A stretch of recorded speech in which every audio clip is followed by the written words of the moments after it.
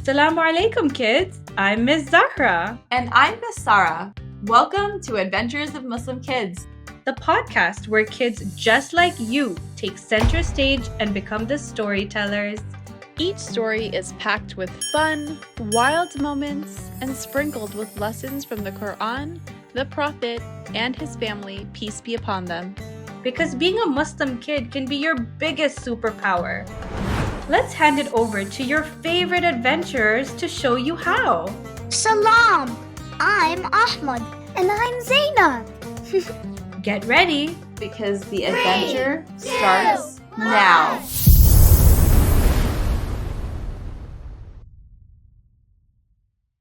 The Battle of the Blue Dress. You know how some people say that their older sibling is their best friend? Yeah, not me. Well, not anymore anyway. See, I used to adore my big sister Amina. She's 15. She knows so much about so many things. Whenever there's a special all-ladies occasion, she wears eyeliner that looks like it was painted on by angels. And she used to actually like hanging out with me. We had secret handshakes, made mango smoothies together, and had a game called Guess What Mama's Cooking by Smell. I always won. Amina thought falafel smelled like socks. I mean, rude. I love falafel. But these days, we fight. Constantly. Something changed. We have full-on WWE level arguments about everything. Last week, we fought about who left toothpaste on the mirror. The week before that, it was about who gets to sit in the front seat when Dad picks us up. And just yesterday, we had a whole dramatic showdown because she said I breathe too loudly. She actually said, Zaynab, why do you sound like a walrus drinking tea? rude. Even my 5-year-old brother Laith rolls his eyes when we start bickering. Mama? She's reached her limit. And Dad? He is really confused about what to do. He even bought us matching PJs that say BFF in hearts. It was a sweet gesture, but we're far from BFFs these days. So yeah, things were not great. And then came the wedding. Our cousin Noura was getting married at the mosque, and it was the biggest event of the year. Everyone was getting their hair done, since it was ladies only and we wouldn't need to wear hijab. There was going to be fancy jewelry and beautiful outfits. Mama bought me the most magical outfit ever. A midnight blue dress, stitched with tiny silver stars that shimmered like the night sky. It had sleeves with little jingly bells, and it looked like something out of a fairy tale. It was my dream dress.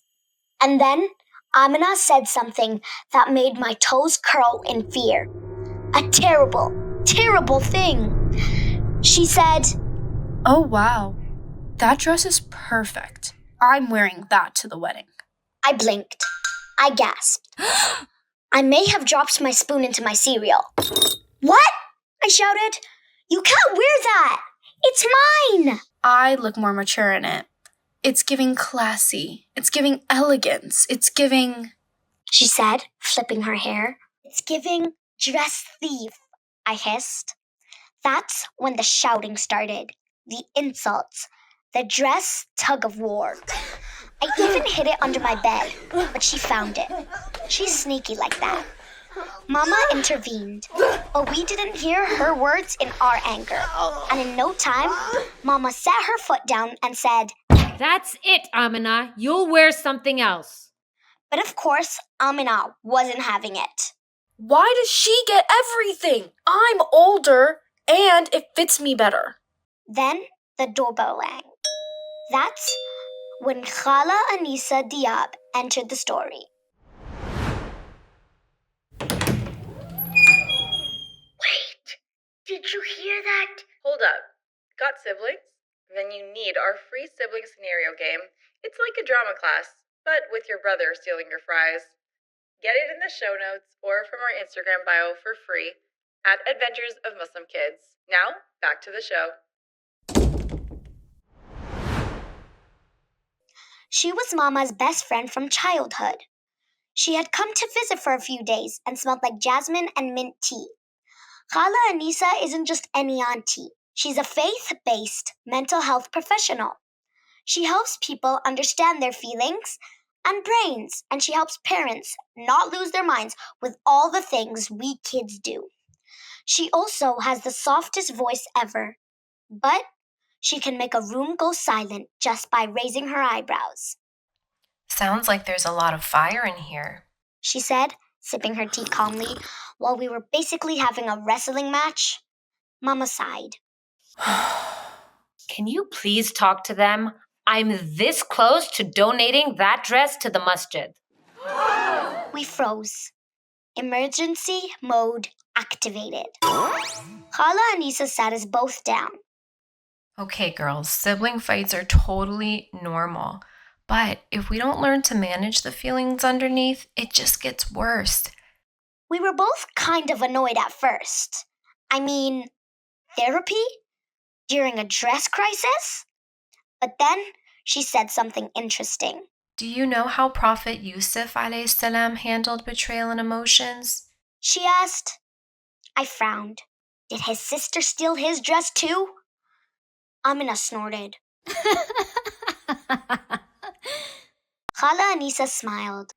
Not exactly, but his brothers did something much worse. They threw him into a well out of jealousy. And years later, when Yusuf alayhi salam had the power to punish them, he didn't. Instead, he forgave them and said, "No blame will there be upon you today. Allah will forgive you, and He is the most merciful of the merciful."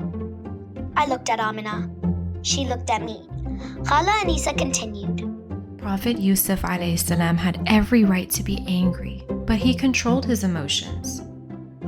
He understood that emotions come and go, but relationships, especially family, are more important. I swallowed. Maybe my dress situation wasn't the same as being thrown into a well, but still. How do we do that? Amina asked, quieter this time. Khala Anisa said, First, take a deep breath.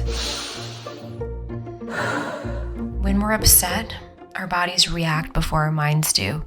Breathing helps us pause before we act. We breathed in through our noses and out through our mouths. Now ask yourself, will what I say make things better or worse? Would I want to hear these words?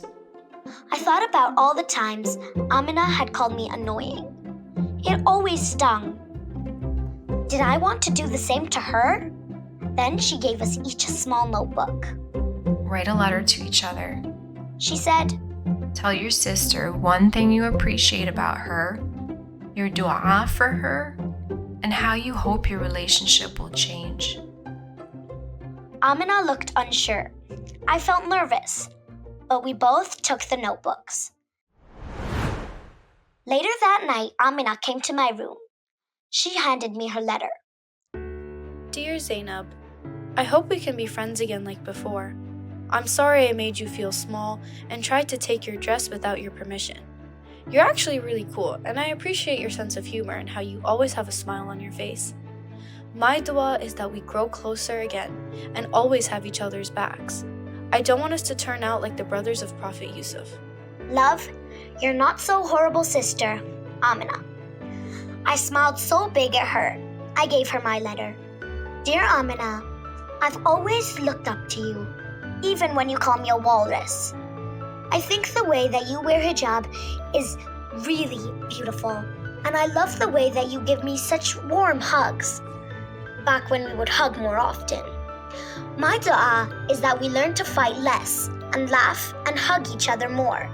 I hope we always stay sisters who forgive each other even when we do something wrong. Love, Zaynab. Your #1 fan. Most days.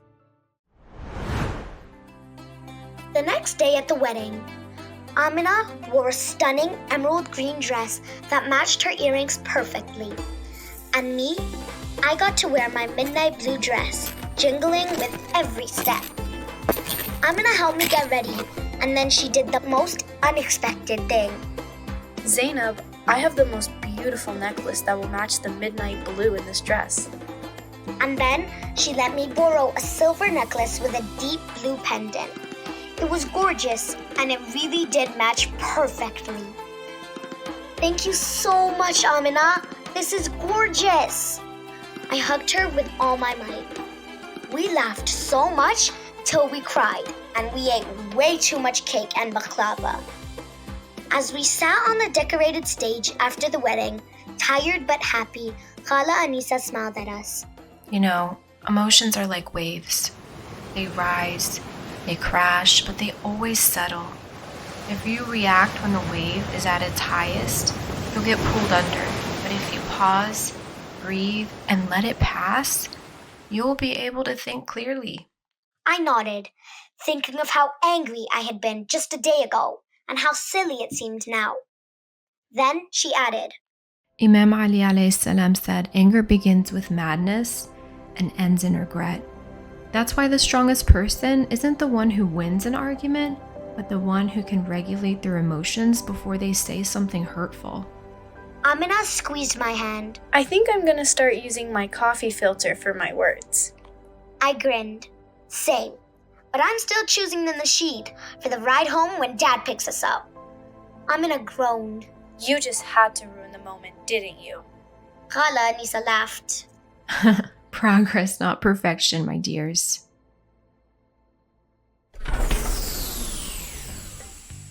And that's a wrap for today's adventure. We hope that today's story inspired you to unlock your own Muslim kids' superpowers. And if you enjoyed today's episode, don't forget to grab your freebie. It's in the show notes and on our Instagram at Adventures of Muslim Kids. Oh, and if you love listening to this podcast, make sure to subscribe so you never miss an episode. We'll be back soon with another exciting adventure. Until next time, Assalamu alaikum wa rahmatullahi wa barakatuh.